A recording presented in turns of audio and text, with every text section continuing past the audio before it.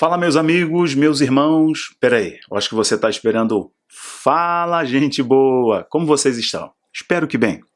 Espero que tudo esteja bem, apesar da realidade, mas que você possa vencer a cada dia, superando os obstáculos e os desafios a cada dia. Bom, pessoal, é o seguinte, esse vídeo aqui é um reforço das coisas que eu tinha comentado com você, analisando a Guerra dos 11 Dias, aquele conflito de 11 dias entre Israel e os apoiadores, né, tanto os mais extremos quanto os mais moderados da Palestina.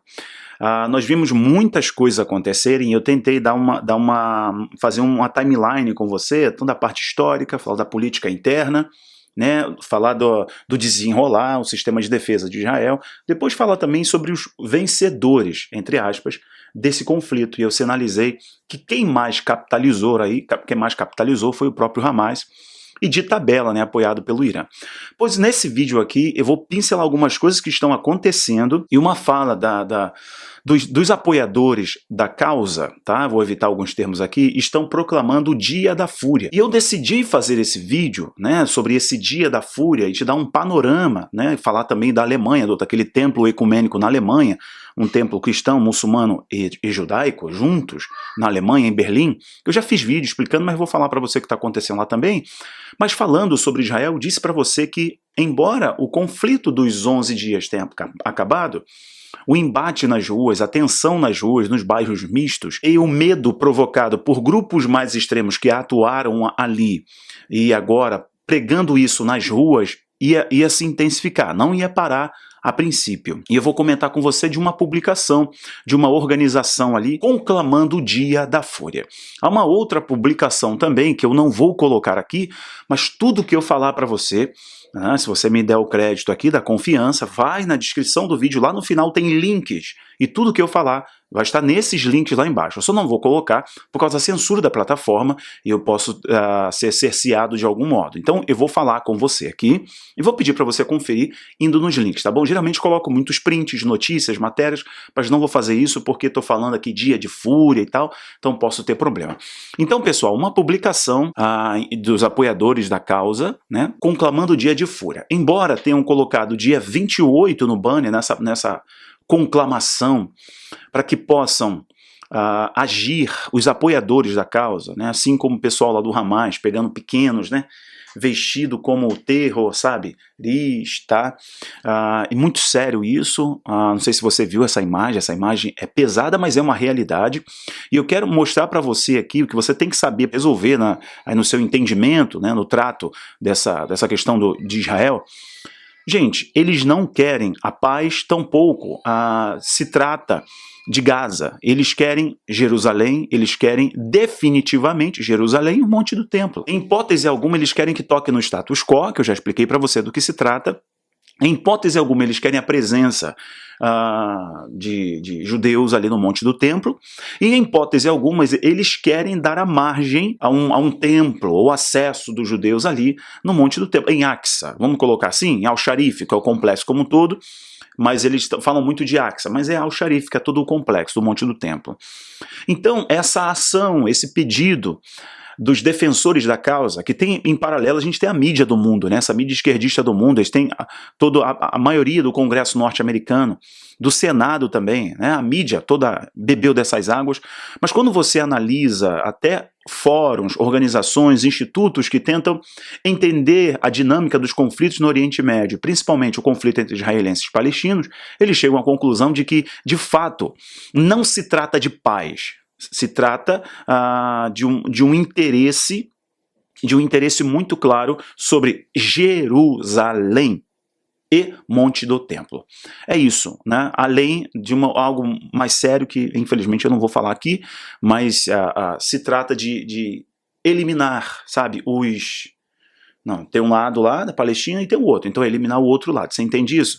Eles desde pequenos são nutridos, são alimentados com essa questão. Eu não estou falando aqui mocinhos e bandidos, nada disso. Vocês assistiram todos os meus vídeos analisando essa questão e eu mostrei para você os interesses dos dois lados e os inocentes no meio disso tudo. Então estou só dando um panorama para você de que aí os oprimidos e tal, eles são nutridos desde pequenos com esse sentimento, precisa eliminar, acabar com isso. E os grupos externos são os mais radicais, que atuam principalmente em Gaza, assim, fortalecem muito esse discurso.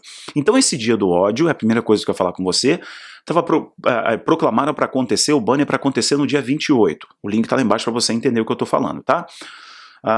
E a outra questão é que um dos líderes, né, vou colocar o nome aqui, tá? Um dos líderes desse grupo aqui soltou uma informação dizendo que já tem 10 mil homens espalhados em Israel. Homens, tá vendo aqui? Ele soltou isso na mídia, isso está no Times of Israel. Eu estou colocando o link lá embaixo para você ver essa matéria. Então, isso é parte do que nós comentamos com vocês, de que, embora a guerra dos 11 dias tenha terminado, o conflito não acabou. O conflito nas ruas, embora a ONU esteja falando de 95 milhões em caráter emergencial para socorrer Gaza, de ajuda humanitária, etc., o Egito entrando nessa negociação, eu expliquei para vocês, antes do acordo de paz, que teria o papel do Egito, que teria uma pressão do Egito, teria a pressão da ONU e a pressão do próprio Bidê, porque ele joga para o outro lado. Então, fazendo esse jogo aí, pressionando, eles chegaram nesse acordo. Então tem uma pressão aí do Egito também, no trato dessa questão, né, do cessar-fogo, sobre troca de prisioneiros. O Egito intermediou, agora o Egito, claro que ele quer contrapartida, do mesmo modo tem aí a posição do Hamas. E como eu falei para vocês no último vídeo sobre esse tema, sobre esse assunto, dizendo, olha, esse cessar-fogo ainda não é definitivo. Eles estão negociando os termos ainda. E segundo a mídia internacional, o grande perdedor é Israel. Mas eu reforço a vocês, antes de concluir o vídeo para eu falar da Alemanha, do templo ecumênico, para a gente sintetizar essa pauta, como eu já falei, quem mais capitalizou, saiu vencedor como apoiador da causa, capitalizou demais, foi o próprio Hamas. A última pauta, eu comento nesse vídeo aqui, e a gente já conclui, é aquele templo ecumênico na Alemanha. Lembra que eu comentei com vocês de um templo ecumênico que estava sendo construído na Alemanha, que era um templo das nações, o templo da fé mundial em Berlim, né, que 3 religiões vão coexistir no mesmo espaço físico, que é um panorama do templo das religiões mundiais, que eu entendo que pode ser construído ali, em Al-Sharif, em algum momento, né? Tratando-se principalmente do falso profeta, que é uma religião enganosa, ecumênica, que vai transitar em todas as matizes religiosas, cujo centro dela será o homem. Então o homem estará no centro disso, e aí vai se colocar uma pessoa em evidência, que é a preparação para o anticristo. Então aponta para ele, esse solucionador, esse homem da relativa paz mundial, pelo menos será assim durante 3 anos e meio. Então temos coisas interessantes, né? Primeiro, templo ecumênico, como eu expliquei para vocês, estou só retomando, e também o Laudato Si do Papa falando sobre 7 anos, um plano de 7 anos. São números, né, e situações específicas e sinalizam muito para a profecia, ainda são preparações, né? Não é o desenrolar, no meu entender, não é o desenrolar específico de 7 anos da tribulação, tampouco é o templo do anticristo, mas é uma preparação dessa religião mundial, né, que dialoga, transita entre outras matizes religiosas, judaísmo, o islã e o cristianismo, isso na Alemanha. Agora imagina quando tivermos a notícia de que um templo desse tipo está sendo transferido para Jerusalém, está acontecendo em Jerusalém. Já aconteceu, como você sabe, por causa do acordo de Abraão, aquele templo da fé abraâmica, só que no caso tinham 3 templos, né? Uma sinagoga, uma mesquita e um templo cristão, ecumênico, um templo para todas as religiões, mas basicamente é cristão. Os 3 ali convivendo, né? Se eu não me engano é em Dubai, não é isso? O complexo da fé abraâmica.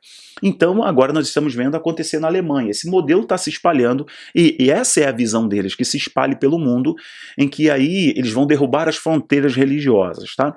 Bom, eu espero que você tenha gostado desse vídeo. Até onde eu sei, esse clamor pelo dia da fúria não foi muito à frente, deve ter sido desbaratado ou desbaratinado, não sei a expressão corretamente aqui, mas foi dissolvida a coisa.